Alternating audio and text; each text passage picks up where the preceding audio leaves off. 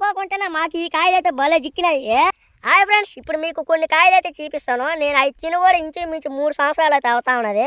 ఈరోజు మా ఊరు అడవిలోకి అయితే వెళ్ళాను. అది అనుకోకుండా ఆ చెట్టు అయితే కనిపించింది.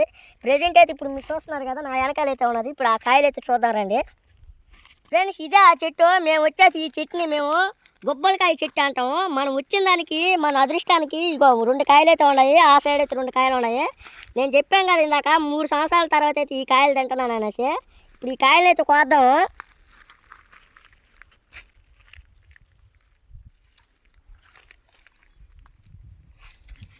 ఫ్రెండ్స్ ఎలా ఉన్నాయి చూడండి. దీని లోపల అయితే ఈ విధంగా అయితే ఉంటాయి.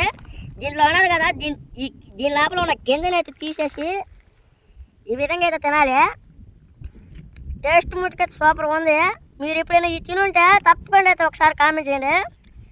ఓకే ఫ్రెండ్స్, ఇలా మరిన్ని వీడియోస్ కోసం మన ఛానల్ అయితే సబ్స్క్రైబ్ చేసుకోండి ఫ్రెండ్స్. Bye friends, bye.